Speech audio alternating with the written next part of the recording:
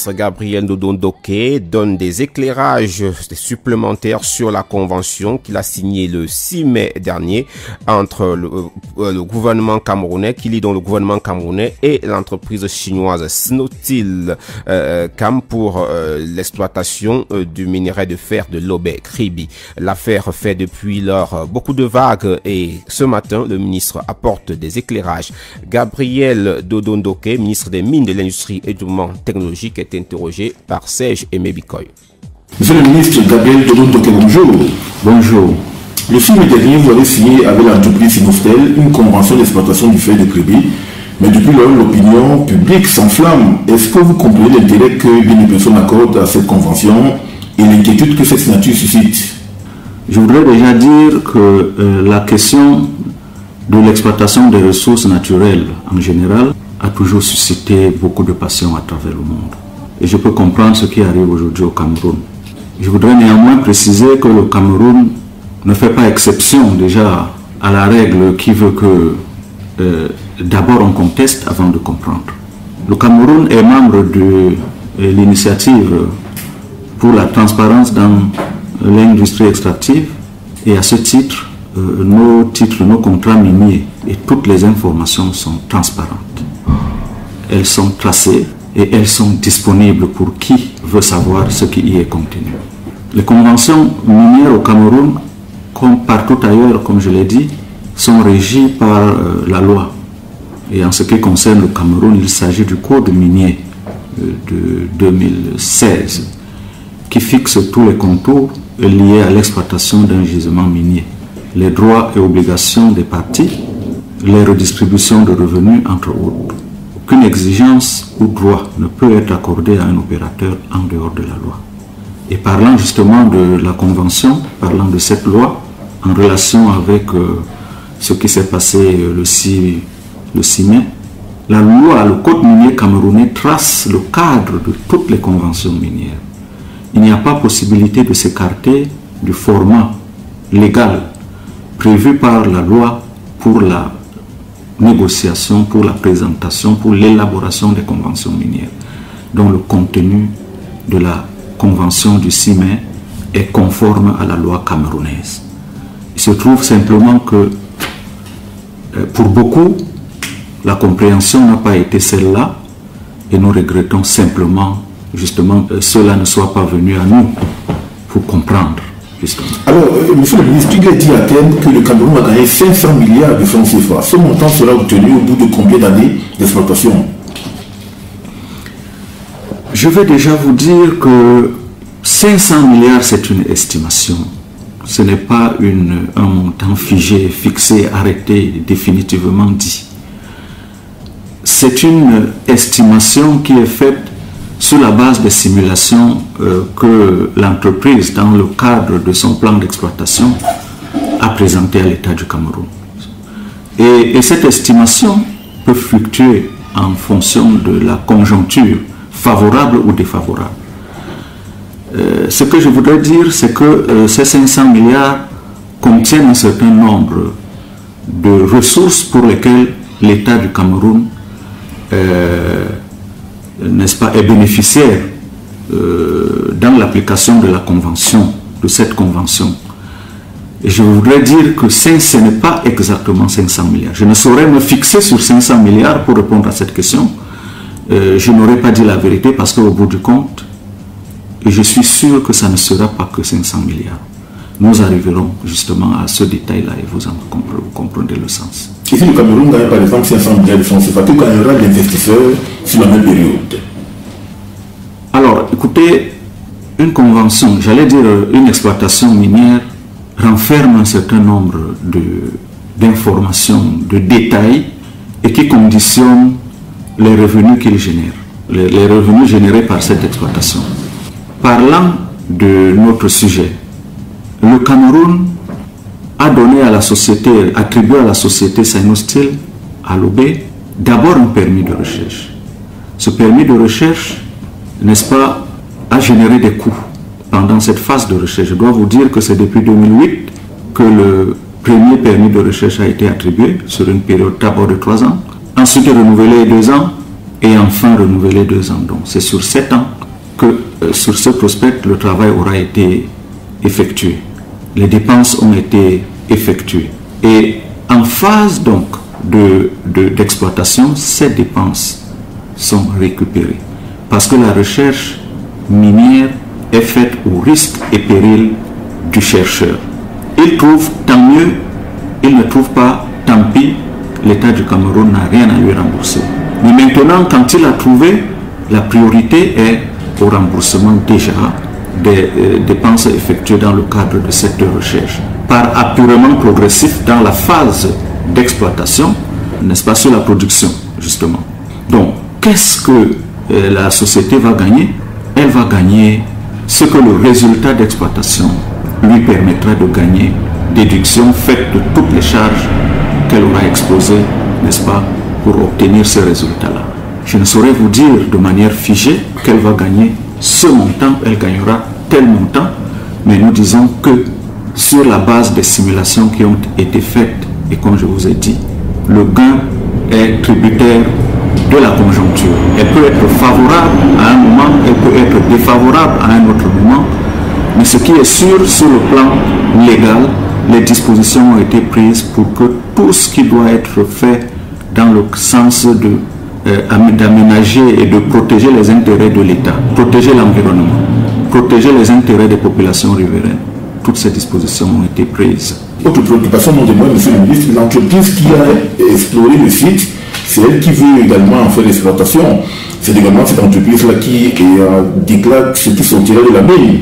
Quelle garantie donnez-vous à l'opinion publique nationale de ce qui sera déclaré par l'entreprise et de ce qui sera effectivement sorti de la mine? Alors, je vais vous dire, on ne donne le permis d'exploitation qu'à l'entreprise qui a fait la recherche.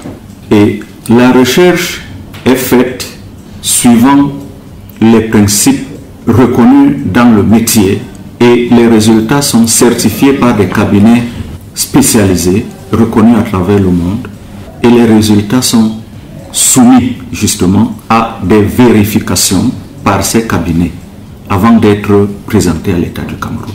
Et donc, puisque ces cabinets sont au plan mondial reconnus comme tels, l'État du Cameroun, le ministre des Mines que je suis, peut solliciter, oui, peut-être, une contre-expertise, mais la contre-expertise sera toujours faite par un autre cabinet certifié. Sinostil ne certifie pas par elle-même ces données de recherche.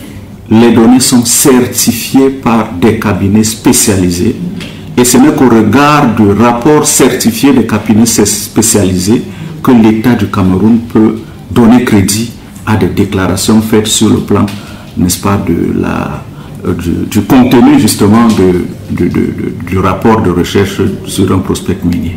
Donc, Sinostil nous a fait une déclaration, oui, de réserve, nous a fait une déclaration sur la qualité du minerai en termes de teneur, sur la durée d'exploitation, oui, c'est elle qui nous a fait cette déclaration, mais nous disons que cette déclaration, pour l'essentiel, pour être crédible, est faite sur la base des certifications qui sont données par des cabinets spécialisés et reconnus à travers le monde, et c'est sur cette base que l'État du Cameroun a donné du crédit aux résultats présentés.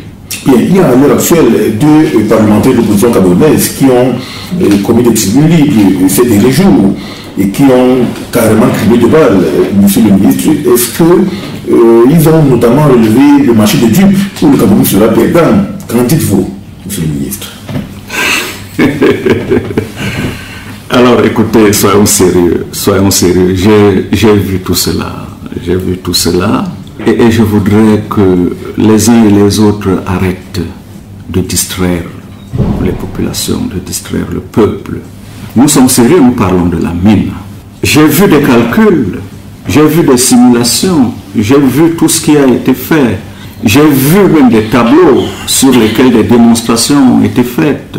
Mais écoutez, soyons sérieux, nous parlons de la mine. Nous avons même cherché à savoir, s'agissait-il dans ces démonstrations des calculs arithmétiques, des calculs algébriques, des mathématiques scientifiques, de l'économie minière? J'ai cherché, je ne sais pas, je n'ai pas trouvé quelle qualification donner à l'exercice intellectuel qui a été fait par certains de nos élus du peuple que nous respectons, heureusement que nous respectons, mais que nous appelons également à nous respecter. Non, c'est pas ça du tout. Dans la mine et plus particulièrement au Cameroun, le marché de dupes n'est pas possible dans l'application de notre code minier. Le marché de dupes n'est pas possible parce que les conventions minières sont encadrées, strictement encadrées. Et donc, s'il y a une insuffisance, elle peut, et ce n'est pas exclu, provenir peut-être des dispositions de la loi. Et dès que nous avons constaté que certaines dispositions de notre loi sont insuffisantes, il est à nous de progresser par la réforme de ces lois dans le sens de protéger davantage les intérêts de l'État du Cameroun. Non. Écoutez, ces calculs sont faux. Il faudrait bien que le gouvernement le dise. Il faudrait bien que les populations le comprennent. Il n'est pas possible, ces simulations qui ont été faites, qu'elles ne tiennent pas compte des dépenses effectuées pendant la phase de recherche, qu'elles ne tiennent pas compte des charges de tous ordres que supporte l'exploitation, qu'elles ne tiennent pas compte ces simulations de tout ce que le Cameroun gagne effectivement, et je vais vous en donner l'État. Je voudrais déjà vous dire, avant d'entrer dans ce que le Cameroun gagne, que la mine de Lobé est une petite mine, il faut le dire. C'est une petite mine en quoi? En ceci qu'elle a une réserve évaluée à 632 millions de tonnes. 632 millions de tonnes à une teneur faible, 33%, nécessitant d'être enrichi. L'enrichissement devrait nous permettre de porter à 60% par là la teneur de ce fait pour être commercialisable. Et pour porter donc cette teneur à 60%, il est nécessaire que des installations de traitement puissent être mises en place. Et pour le cas du fer de la Lobé, il sera nécessaire de mettre en place une usine de traitement qui va fonctionner avec une mini-centrale électrique qui sera construite par l'entreprise. Cette unité de traitement va employer du personnel. Pour fonctionner, elle aura besoin de s'implanter. Des équipements techniques et de pointe qui vont être installés pour le traitement en question. Le personnel qualifié, camerounais ou d'ailleurs, qui devra être payé pour cela. Le minerai de la Lobé à Kribi aura besoin d'être transporté. Le produit enrichi aura besoin d'être transporté par pipeline sur une distance d'à peu près 20 km jusqu'au terminal minéralier. Et ce terminal minéralier va être également construit par l'entreprise. Le pipeline en question sera construit par l'entreprise. Parvenu justement au terminal minéralier, le produit ne se vend pas à 100% sur le territoire camerounais, il est transporté. Et il est transporté à travers les océans, il y a des coûts de transport. Et pour ce que vous savez, le transport maritime engage également des coûts d'assurance qui sont importants. Et au-delà de tout ce que je viens de vous dire, tous les impôts que la société va payer pour le compte de l'État, ces impôts constituent pour elle des charges.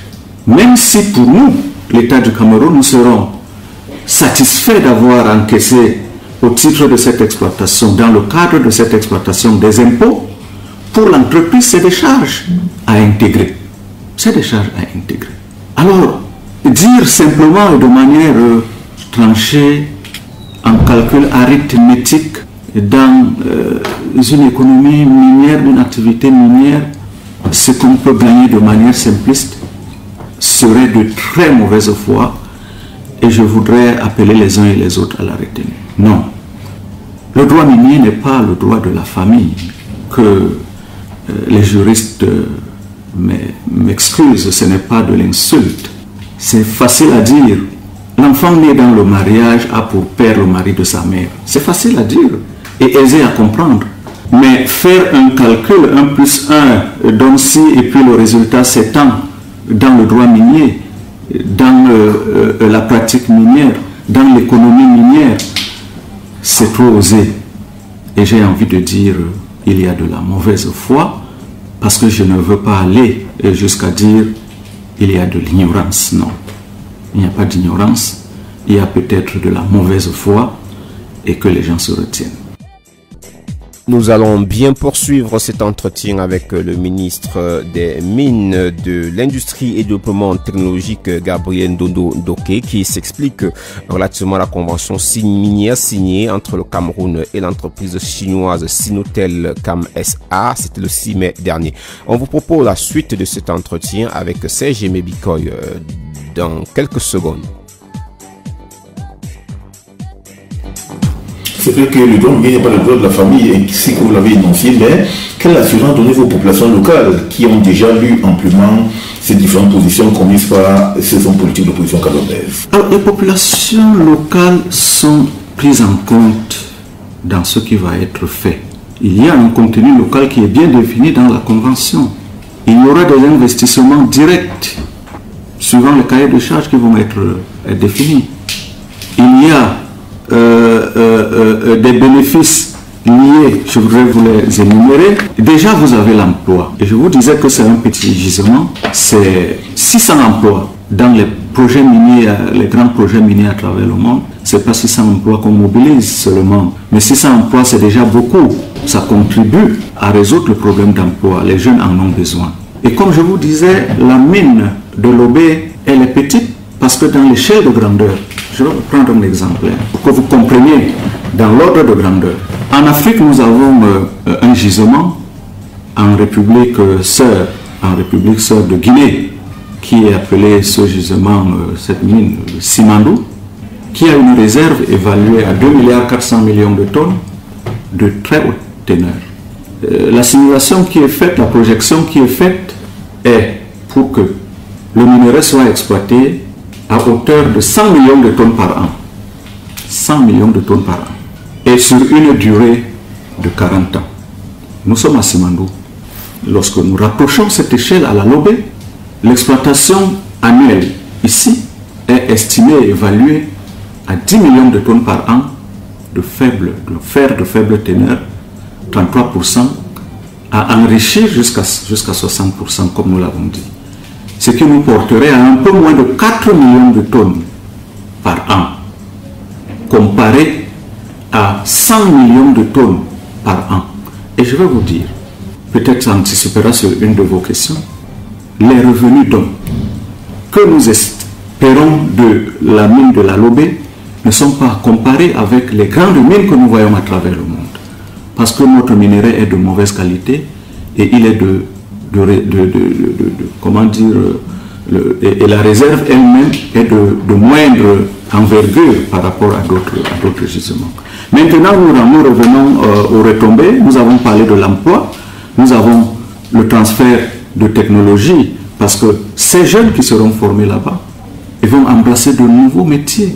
Et la technologie qui sera transférée donc permettra que pour d'autres chantiers, nous ayons déjà une main-d'œuvre qualifiée sur certains domaines pour ne plus avoir à les importer de l'extérieur.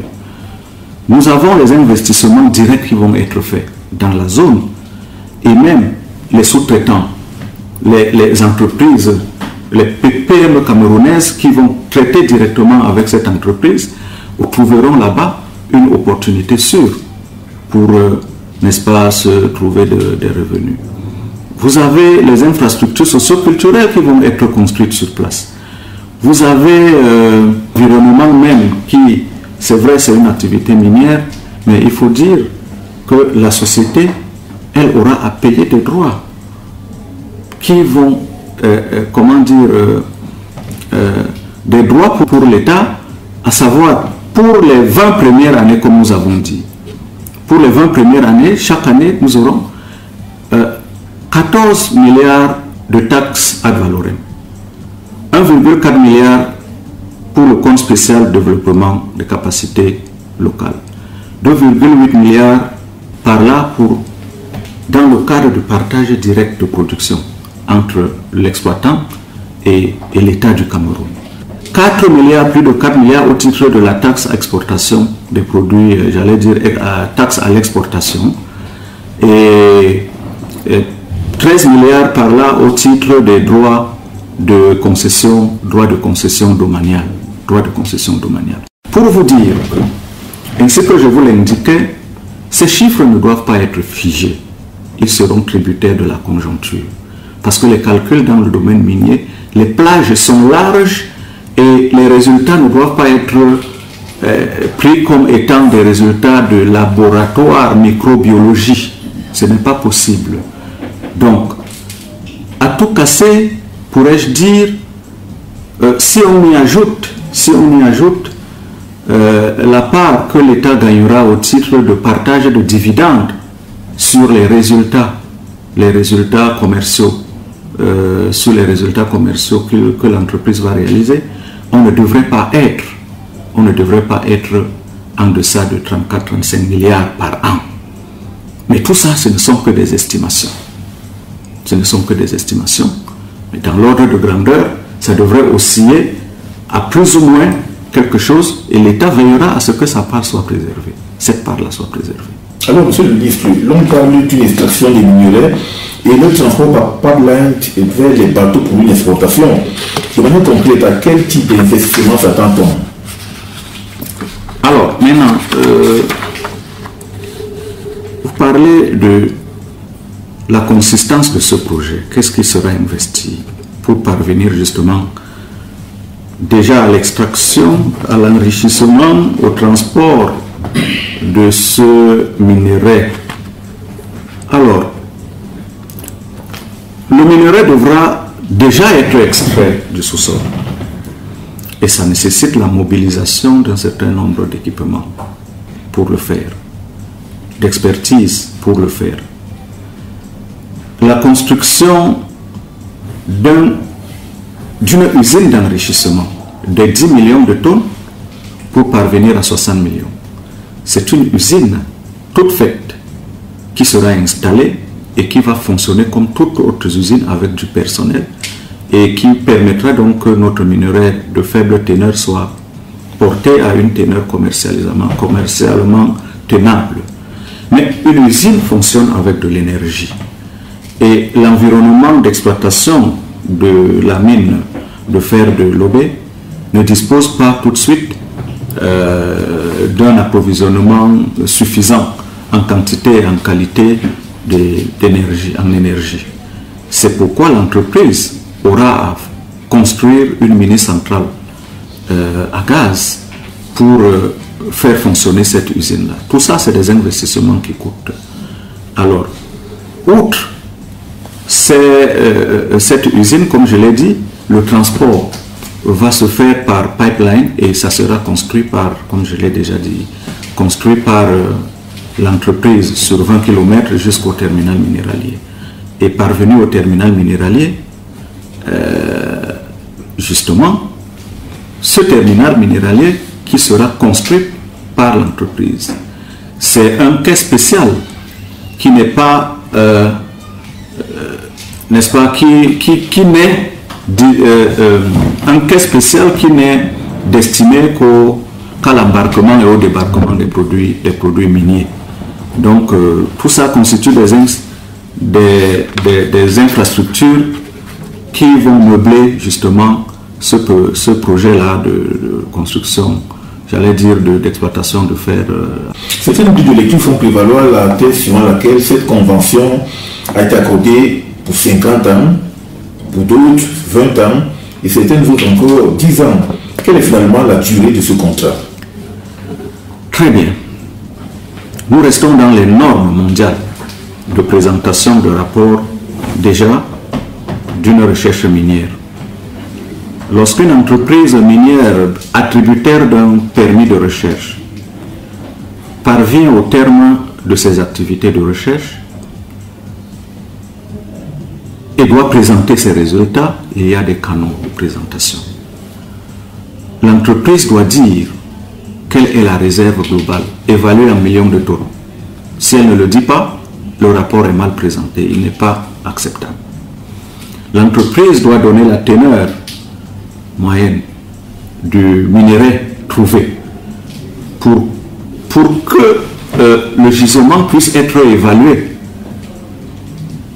les preneurs ont besoin de ces informations pour se décider à s'engager. Les financiers ont besoin de ces informations pour se décider. Le résultat de la recherche doit pouvoir révéler la durée sur laquelle, dans les conditions d'exploitation définies par l'entreprise, la durée sur laquelle la mine va être exploitée. Et ça, c'est les résultats de la recherche qui sont transportés dans la convention. Mais ce n'est pas le permis d'exploitation, c'est à différencier. Le permis d'exploitation, lui, une fois toutes ces données consignées, l'État attribue par tranche le permis d'exploitation et suit l'évolution de cette exploitation, s'assure que ses intérêts sont garantis, s'assure que sa part est justement prise, et sur la première tranche de 20 ans pour l'État du Cameroun, et vous comprendrez pourquoi ça peut être 20 ans, parce qu'il y a un temps d'amortissement, non seulement des dépenses effectuées pendant la phase de recherche, mais également des dépenses consenties pour l'implantation des équipements déjà d'extraction de la mine, ensuite de transport, de traitement de cette mine, de son transport, et tout cela, c'est lourd. Ça nécessite un temps d'apurement progressif, un temps d'amortissement, et donc la première période d'exploitation est autorisée par l'État du Cameroun par un permis d'exploitation valable pour 20 ans. Alors, après la première année, j'allais dire la première tranche de 20 ans, une évaluation est faite. Et c'est au bout de l'évaluation concluante que l'État peut se décider à donner la deuxième tranche de 10 ans. Mais si les conditions ne sont pas satisfaisantes pour l'État du Cameroun après l'évaluation, le Cameroun est libre de ne pas accorder la deuxième tranche et de confier la mine à quelqu'un d'autre. Et donc, les 50 ans en question dont vous parlez sont la durée de vie du gisement. C'est la durée de vie du gisement. C'est important pour l'État de savoir que j'ai de la ressource à tel endroit qui me dure 50 ans. C'est à cela que c'est utile. C'est important pour l'investisseur, celui qui voudrait prendre le risque de financer l'activité, de savoir que je ne mets pas mon argent là pour une activité dérisoire qui ne va me durer que peut-être quelques années. C'est sur un long terme. Si je ne gagne pas aujourd'hui, je gagnerai demain. Et je voudrais vous dire, parlant de Simandou, dont je vous ai parlé tout à l'heure, la mine guinéenne, par rapprochement, la production annuelle sur Simandou projetée, 100 millions de tonnes. Sur Lobé, c'est 10 millions. La durée globale d'exploitation sur Simandou, 40 ans. Lobé, c'est 50 ans. Si nous étendons les 100 millions de tonnes sur Simandou par an, si on ramène à 10 millions de tonnes sur la Lobé, la durée d'exploitation de Simandou passera à 400 ans. Mais ça ne voudra pas dire que l'État de Guinée va donner pour 400 ans un permis ininterrompu. Mais ça voudrait dire que pour ces 2 milliards 400 millions de tonnes de minerais, si chaque année nous exploitons 10 millions de tonnes, l'État aura 400 ans pour épuiser son gisement. Voilà ce que ça veut dire le sens de 50 ans. C'est une estimation sur le temps de la valeur de notre gisement, c'est-à-dire de sa valeur en termes d'exploitation sur le temps. C'est bon pour les générations futures, c'est bon pour l'État du Cameroun également vis-à-vis de l'extérieur, qu'on sache que le Cameroun, c'est un pays qui a de la ressource. Sur 50 ans, il y a un gisement à Kribi, à Lobé, à Mbalam, sur tel nombre d'années, sur 60 ans, ou alors sur 70 ans, il y a de la ressource que sur la bauxite de Mini-Marta, Plongandal et autres, nous avons sur 100 ans à exploiter de la bauxite, et c'est comme ça que les pays sont classés en importance de pays à potentiel ou à revenus, à ressources minières. Voilà simplement le sens de 50 ans inscrits dans la convention minière du 6 mai. Ça ne veut pas dire que 50 ans, c'est le temps qui est accordé à Sinosteel pour exploiter la mine sur le même permis. Non. Mais maintenant, je vais vous dire, si les conditions d'exploitation sont satisfaisantes, si l'État tire sa part dans cette exploitation par la même entreprise, après évaluation, si tout est concluant, devrait-on changer pour changer? Si les conditions sont réunies, mais il y a une évaluation avant cela, cette décision de reconduction. C'est ce que je voulais dire. Bien. Qu'est-ce que les entreprises locales peuvent attendre de cette exploitation du minerai quand on sait que notre pays importe aujourd'hui ces mêmes minerais, ces mêmes matières pour ces usines? Ce qu'elles peuvent espérer, je vous l'ai déjà dit, il y a l'emploi, il y a l'investissement direct. L'investissement direct qui sera fait dans la zone. Il y a les emplois directs, les emplois indirects qui vont être générés là-bas. Il y a, sur le plan de la fiscalité locale, les collectivités territoriales décentralisées de l'ère d'exploitation auront leur part. Il y a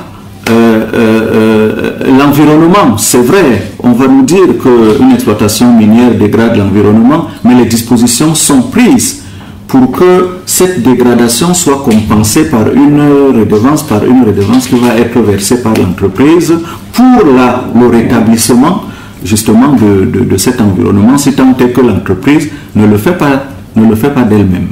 Donc une panoplie de retombées pour les populations, autant pour l'État, les populations riveraines, que pour l'entreprise elle-même, parce que parlons-en, faisons pas comme si l'entreprise non plus n'a pas de droits. Au minimum, tout au moins, il faut lui réserver des droits, elle qui est venue prendre le risque d'entreprendre dans le domaine. Et donc, quand nous parlons de notre pays, nous devons également nous dire que celui qui nous révèle la ressource a pris un risque. Et je suis d'accord avec vous, nous devons mettre en place toutes les batteries nécessaires pour que la surveillance, le contrôle et toutes les vérifications par les instruments existants de l'État, de contrôle de l'État, pour garantir la juste part de l'État. C'est seulement à cette condition-là que nous pouvons penser que cette ressource importante qu'est le minerai d'or pour l'État du Cameroun nous apportera ce que nous attendons pour le développement de notre pays et des populations, le bien-être des populations riveraines. Insister sur le suivi, le contrôle. Chaque tonne sortie du sol fait l'objet de suivi. Aucune tonne sortie du sol ne pourra s'évaporer tant que les instruments de contrôle sont mis en place. Et ces instruments de contrôle seront mis en place pour que chaque tonne sortie du sous-sol, pour que chaque tonne sortie des océans, des bords de notre port puisse être captée et que, n'est-ce pas, les retombées qui en sont issues puissent bénéficier à nos populations. Non, l'entreprise ne travaille pas seule dans l'exploitation. L'État est là qui, de jour en jour, de tonne en tonne, de mètre cube en mètre cube, suit l'État, suit la progression de la production, suit l'évolution du marché, suit la production en termes de chiffre d'affaires et même les divers contrôles qui existent, les contrôles fiscaux, les contrôles administratifs, les contrôles de tout genre, permettent justement que l'État se garantisse que sa part soit juste, mais seulement juste parce que l'entreprise, elle aussi, a besoin d'avoir sa juste part. Monsieur le ministre, d'actualité non témoigne, le Cameroun et l'entreprise Sondens ne sont pas besoin de s'inquiéter depuis plusieurs mois. Est-ce que vous pouvez nous dire de manière concrète quelle est la pause du discours entre les partis qui sont en conflit aujourd'hui au sujet du projet de Mbalam? Alors, merci pour cette question concernant Mbalam. Je vais simplement vous dire qu'en 2003, l'entreprise Sondens, j'allais dire Cam Iron, qui est une société de droit camerounais, mais filiale d'une société australienne également appelée Sondens, ont été attributaires d'un permis de recherche. Et des recherches ont été effectuées jusqu'en 2009, année à laquelle ils ont sollicité, comme aujourd'hui avec la Lobé, j'allais dire, l'État a signé une convention minière avec elle. Il se trouve que, suivant la loi camerounaise, bien que vous soyez attributaire d'un permis de recherche et que vous ayez abouti à un résultat concluant, pour passer en phase d'exploitation. Et pour que l'État vous délivre le permis d'exploitation, vous devez justifier de la capacité technique et financière. Sinon, on ne vous délivre pas le permis. Il se trouve donc que notre entreprise partenaire, n'ayant pas apporté les justifier de sa capacité technique et financière, n'a pas eu droit à un permis de recherche. Et alors, ce qu'elle conteste, et donc aujourd'hui sollicite que l'État du Cameroun lui attribue son permis. Et bon, voilà, dans ces entrefaites, nous sommes en arbitrage avec cette entreprise. C'est elle qui nous a porté là-bas.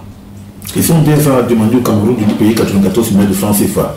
De quoi s'agit-il en réalité? Merci de me poser cette question de 94 milliards. Alors, lorsqu'une entreprise minière est attributaire d'un permis de recherche, elle est soumise à la présentation de deux rapports. Un rapport technique adressé au ministre en charge des mines, un rapport financier adressé au ministre en charge des finances. Et ces rapports concilient les dépenses effectuées dans le cadre de la recherche. Parce que ces dépenses sont faites à ces risques et périls, comme nous avons dit, mais sont récupérables dès que l'entreprise parvient en phase de production. C'est pour ça que justement, les chiffres qui sont présentés, qui sont déclarés, sont soumis au ministre, présentés au ministre des Finances, qui se réserve le droit en ce moment-là de les auditer avant de les passer en écriture. Et quand je dis passer en écriture, c'est inscrire et reconnaître que dans le cadre de la recherche sur tel prospect, telle entreprise a mobilisé tel montant d'argent, telle somme d'argent, et les montants sont vérifiés et certifiés. Ils peuvent donc faire l'objet d'un remboursement en phase de production. Il se trouve que pour le cas de Sondens, elle a fait une déclaration de 94 milliards comme étant des dépenses effectuées par elle en phase de recherche. Ces 94 milliards sont susceptibles de vérification dans le cadre d'un audit, et pour ce cas particulièrement, l'audit reste à faire. 94 milliards constituent une déclaration faite par l'entreprise qui nécessite d'être vérifiée avant d'être portée en écriture. Monsieur le ministre des Mines, de l'industrie du développement technologique, Gabriel Dodo-Donker, merci. Ok, je voudrais peut-être, avant qu'on en arrive là, compléter un peu sur ce 94 milliards. C'est ce que les gens veulent entendre. Alors, je disais que, voilà, donc, les 94 milliards constituent la déclaration faite par l'entreprise et déposée auprès du ministre, supposée être déposée auprès du ministre des Finances dans ses rapports financiers et qui doivent faire l'objet d'un audit avant d'être passés en écriture. Et donc, aucun ministre au Cameroun, aucun ministre des mines au Cameroun n'engage l'État au plan financier. C'est la loi qui le dit, ce n'est pas moi qui le dis. Donc le ministre des Mines n'engage pas l'État au plan financier. Le ministre des Mines reçoit les dossiers, j'allais dire les rapports techniques.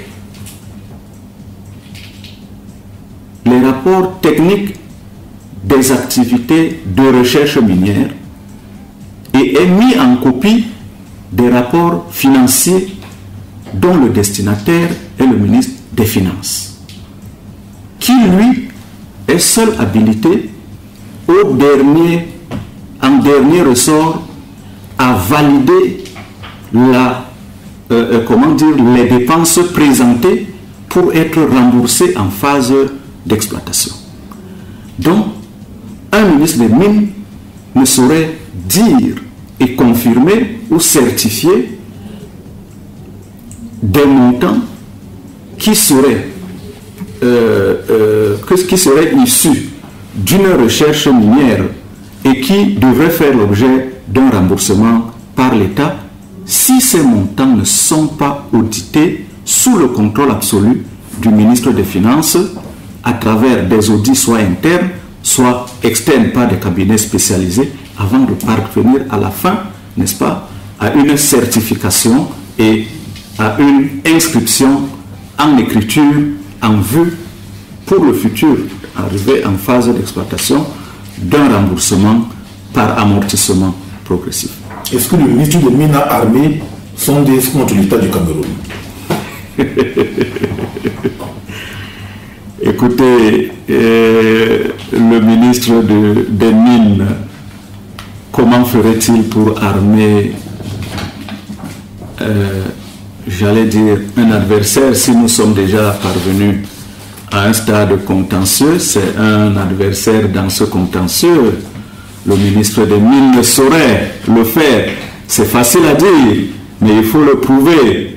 Mais c'est vrai que vous allez me retourner et me dire, bon ben écoutez, qu'est-ce qui prouve que vous ne l'avez pas fait? Bon, écoutez, non, que les gens arrêtent de blaguer. Il n'est pas sain de la part des uns et des autres de faire des déclarations sans fondement. Le ministre des Mines défend seulement et ne défendra que les intérêts de l'État dans le cadre de tous les dossiers qu'il traite, y compris ceux de Sondès dont vous parlez, qui sont en contentieux aujourd'hui. Mais comme nous sommes en contentieux avec ce partenaire, je me réserve de dire ce que j'ai dans le cœur, que j'aurais bien voulu vous dire ici, pour que vous compreniez mieux, mais vous attendrez donc l'issue de ce contentieux pour comprendre davantage. Le ministre des Mines, sous la très haute instruction du président de la République, ne fait que ce qui est dans l'intérêt de l'État du Cameroun. Affaire à suffisant dans les juridictions compétentes. Monsieur le ministre des Mines et de l'Industrie et du Développement technologique, Abel Donon Doké, nous vous remercions. Merci beaucoup, c'est moi qui vous remercie.